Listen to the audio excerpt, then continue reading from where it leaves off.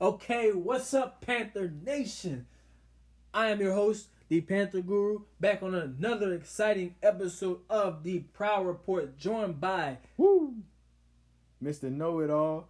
I am in the house. I am in the building. I am on Earth. I am out of space. I'm just everywhere, man. I'm getting all the knowledge that you guys need to hear.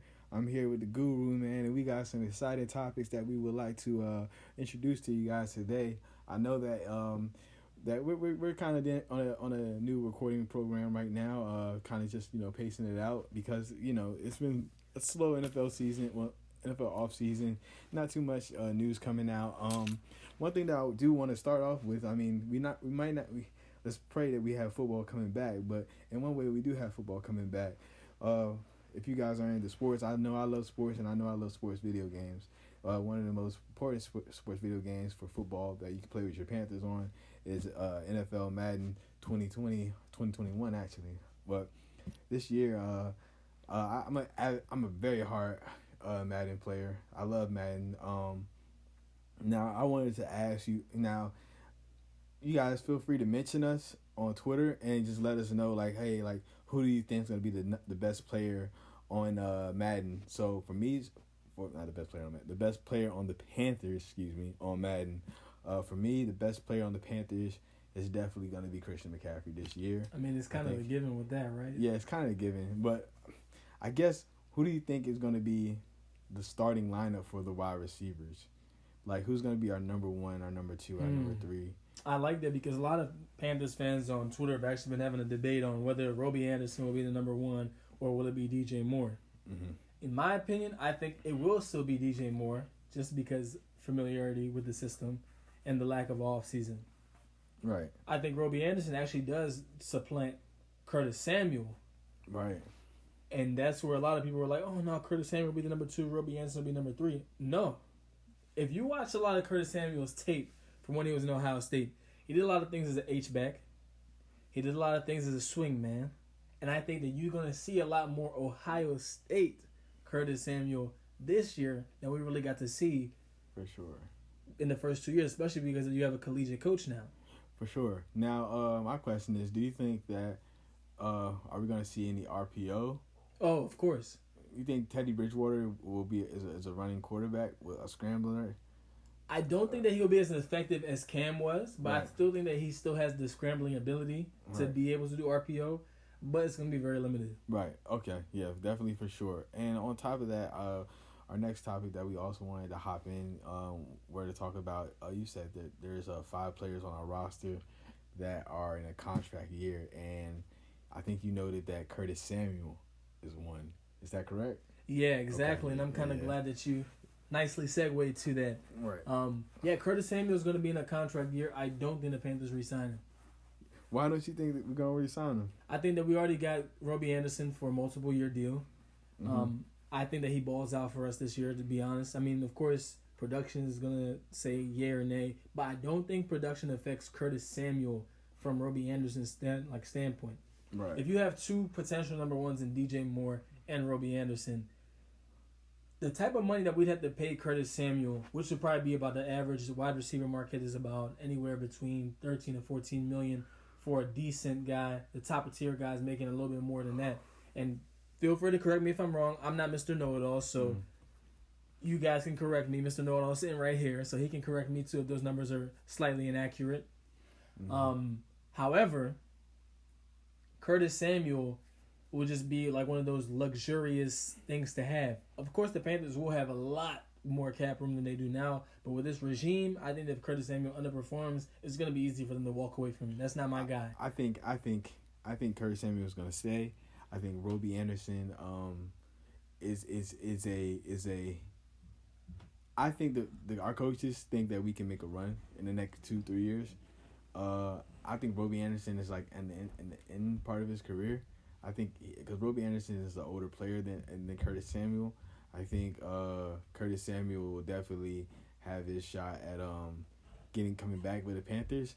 And I do think like the deal, if he doesn't have a good year this year, he's definitely going to get probably somewhere around $7 to $8 million for 2 years, 2-year contract. And because you got to keep in mind that Matt Rule, his his contract, I think right now it's like 5 years or something like that. I believe it's a 7-year contract. 5 to 7 years. Yeah. So well, realistically, about 5. He could get cut early. Yeah, he can get cut early. So I think he's gonna.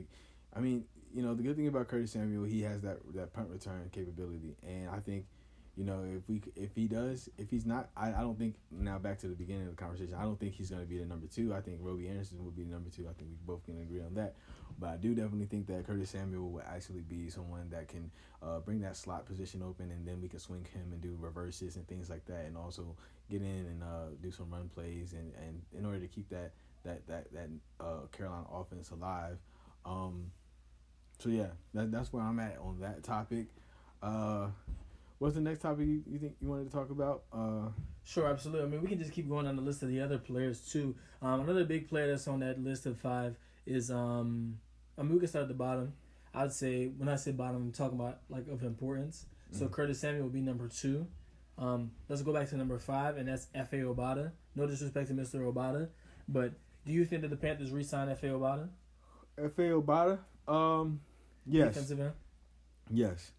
I think we re-signed him because he's definitely an effective player on our defense, and I think that now that Julius Peppers is officially retired, I think F.A. gets a lot more play time, and I think he has that role. I don't think, just because I think our defensive line is awesome. I think our middle linebacker core is solid. I think just our secondary, needs to just prove themselves to us, because last season they were getting broke off for big not runs, but big passing and everything like that. Kind of like that Julio game when we got messed up really bad. I think that like our secondary just has to prove themselves, and that's what our coaches did. I mean, they went all defense this draft, so I don't think that our defense is going to change anymore than necessary. Now if F.A. Obata is like, if it comes to a time where we can actually trade him, I think we would actually trade him for for another player, but we'll see. We'll see how that happens. I mean, we got what's his name, Yatir Matos. Gross Matos, yeah. Yeah, Gross Matos, yeah. That's gonna be awesome to see right there. Who's the next player you got on your list? Sure, and I'll take this one. And speaking about John Miller, of course, John Miller. And one thing to note about John Miller, although he's a new player to the team, a lot of people will be like, okay, well, he's new, so we don't know unless based on his production. But here's a little bit some interesting insight. The Panthers actually targeted John Miller specifically. Why? Because on that struggling Cincinnati Bengals line that was getting destroyed, John Miller actually only gave up 2 sacks on the year, which is very impressive for a very shoddy offensive line. Of course, still things would be depending on how he performs, but his deal that he signed right now is a 1-year, $4 million deal. Potentially, if he lives up to the potential that the Panthers brass have seen about going about getting him and seeing if it's worth it. So I think John Miller is going to be a fixture. The next player I have on my list for you, Mr. Know-It-All, is Tahir Whitehead. Tahir Whitehead. Oh yeah, this is the year. Like I said, this is the year that people are gonna earn, like Curtis Samuel, Tahir Whitehead. They're gonna earn this extension that they're gonna get. Now this is a major because, Tahir Whitehead, he's probably gonna have. He is now the anchor of our defense, and he's quote unquote Luke Kuechly's replacement. And depending on how it's honestly, it's gonna be how the fans feel about it. It's kind of like getting a new quarterback, but the quarterback's on the defense. So it's like, it's how the Panthers feel about it and how we're gonna play. And he has a tough job ahead of him, being that the Atlanta Falcons are fully stacked. I think did they get Todd Gurley? I do believe so. Yeah. So I don't know how they continue to magically come up with a cap room to sign these players. Right. I mean, I think all of them, because all of them are from Atlanta, and they would love to come back and play. That's probably their favorite team, so they'll do anything. But I think man, it's gonna be interesting. I mean, I think the only person we got in Charlotte that's from Charlotte really was Will Greer and the baby. So I think for sure, man. I don't know. I just hope that Tahir can actually pull off a good year and get that extension. He was a solid linebacker for the Oakland Raiders. Las Vegas Raiders, excuse me. And How do you feel about Tahir? I like Tahir Whitehead. I think that what he did do for the Raiders was good. You know, a lot of people got him on for his lack of pass coverage skills. I think that would be improved in Phil Snow's defense. He'll have a lot of hybrid players there to help him out as well. I think Tahir Whitehead is solid. I think that long term he won't be the answer, but I mean, who knows? And I'm gonna give him the benefit of the doubt. Last but not least, I've got everybody's favorite person, at least a quarterback's favorite person, in Taylor Moton. Right. And congratulations to Taylor Moton for actually giving birth to his having his first child, his son Thomas Winston Moton. Right here, man. You guys can go check that out on Panthers Instagram. But I think this is also a year where he's going to be judged. I mean, we just brought in the shiny quote unquote new quarterback in Teddy Bridgewater, and who's came off an exciting year last year for filling in some of those games for Drew Brees, and I think he almost went undefeated in all those games. So if he can protect Teddy and Teddy can trust him, then that would definitely be then it will definitely be signed. It's a make or break year for some of these players who've been here in the Panthers Panthers team organization, and I think Mr. Rule said it. You don't buy in, then they gotta get rid of you. And I think they showed example of that by not re-signing Cam Newton, and letting some of our more prominent players. But it's you got to buy in, and on top of that, Trey Boston said that he really likes Matt Rule. So I think more players are going to start buying in. And like I said, I think on previous episodes, I said Trey Boston is going to be the energy of the team. Trey Boston is going to be that guy who people will look up to and respect to because he brings that energy to defense like Cam Newton does. You recall that? No, I definitely do recall that. And I think Taylor Moton's a player who, of course, has got a lot of love from Pro Football Focus. Even last year, what was considered a down season for him, still earned an overall impressive grade of 76.2 for only giving up 5 sacks on the season. I think Taylor Moton gets a very nice, healthy portion contract. He's in for some big money, but of course he's a Pro Bowl caliber All-Pro player, so he deserves it. Yes, sir. So thank you guys for joining us on today's episode. And we'd love to have you guys engage with us on Twitter and IG and Facebook and even YouTube, and give us all of your takes on Madden. Give us your opinions on Madden this coming year. What you think is going to happen with Teddy and his overall rating? What do you think the Panthers' overall offensive rating is going to be? Their overall defensive rating?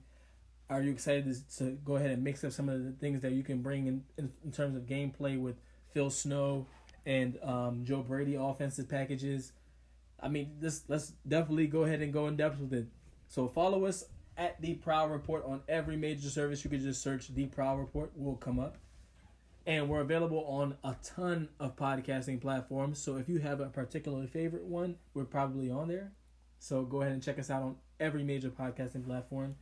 We love to give a shout out also to our lovely sponsors over there at Gambix Team. Gambix Team has a brand new website builder that they have now launched. And they are claiming that they can build a brand new website for you that's fully functional and design everything down to the T in only 12 hours or less. So go ahead and give them a try. Give them a run for their money.